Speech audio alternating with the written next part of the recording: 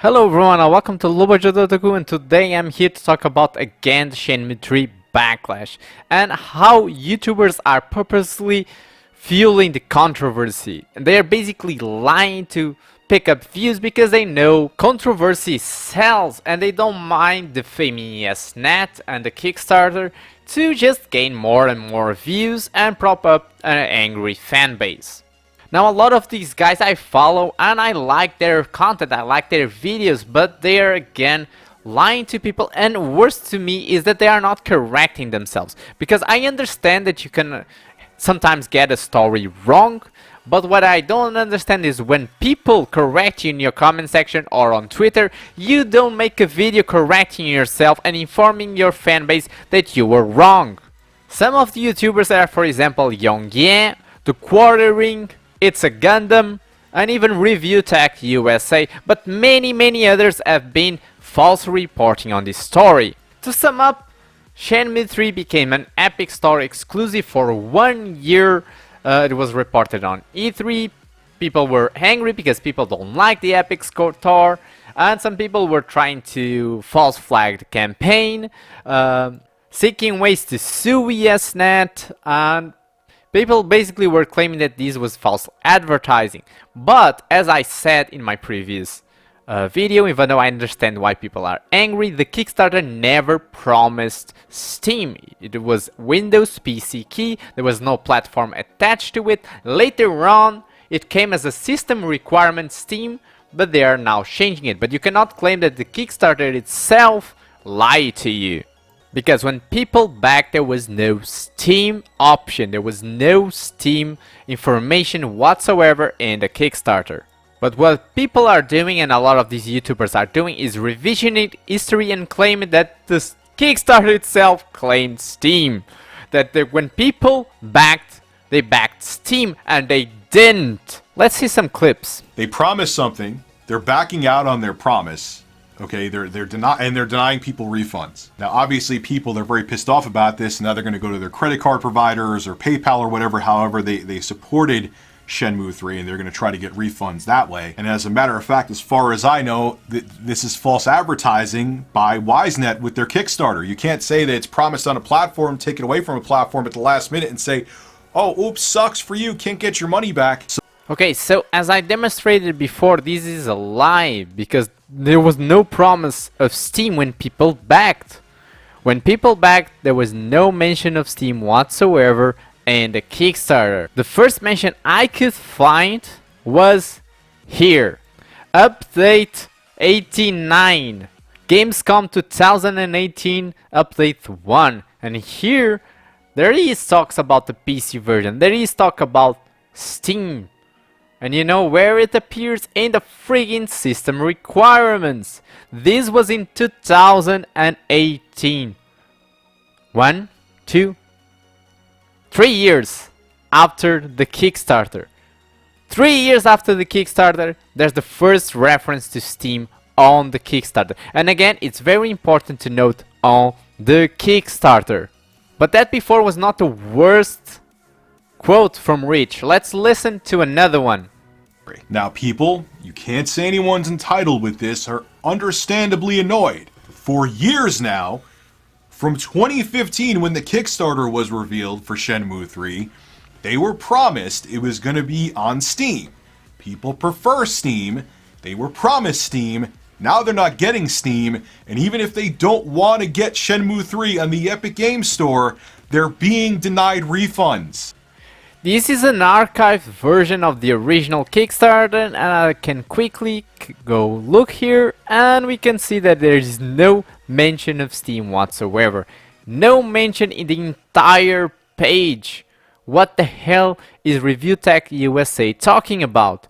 Again, here you can see the two pledges. There's no Steam whatsoever. We can scroll down, take out all of this information, and here, digital copy for PC or PS4, no Steam. Special backer edition physical copy PC, no Steam. No Steam. Now look, again man, this isn't me being a pretentious gamer or going along with the crowd because everyone's outraged.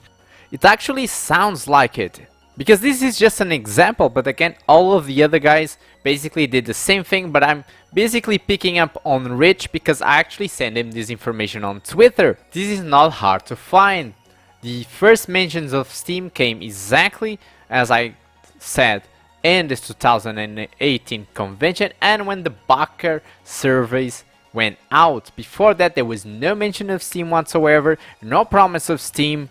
So when he says right from the start people were expecting Steam, no they weren't.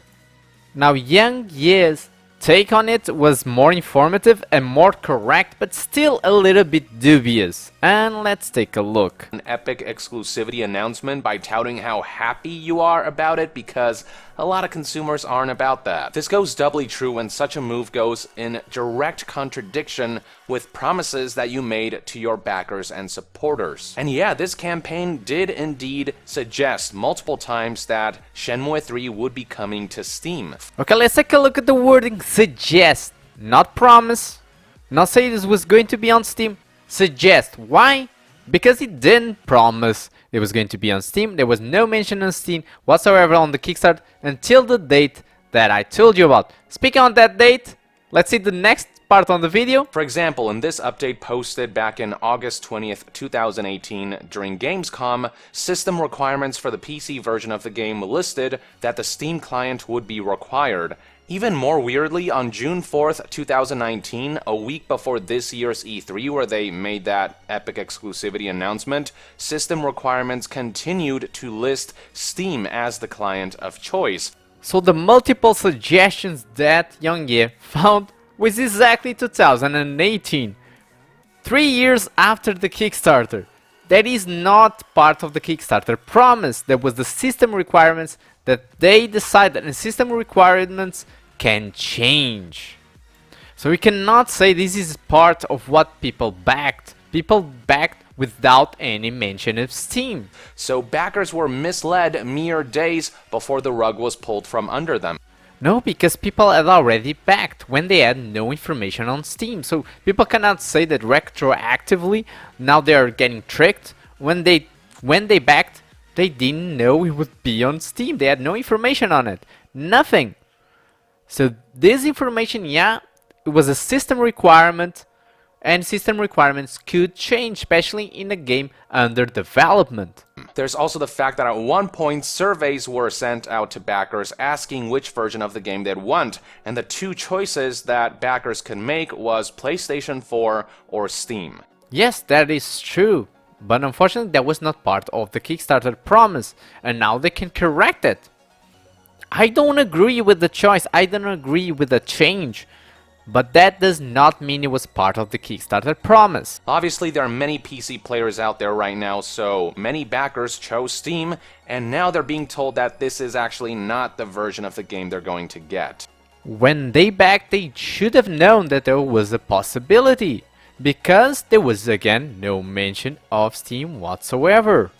And then there are those who ordered the physical PC version of the game. In this survey right here, you can see that these backers were promised a physical Steam disc with a Kickstarter exclusive case. But following the epic exclusivity announcement, when a fan asked on Twitter what is going on with the physical PC version of the game, publisher Deep Silver merely responded with, quote, "PC physical copies will come with a code for the Epic Game Store." And unfortunately, we come back to the original Kickstarter itself that didn't mention any CD again. It mentioned a specific backer case, but not a CD, not a CD itself that came in the survey. So again, the survey is not the same as the Kickstarter promise. It can basically be subject to change because the reward itself did not mention a CD.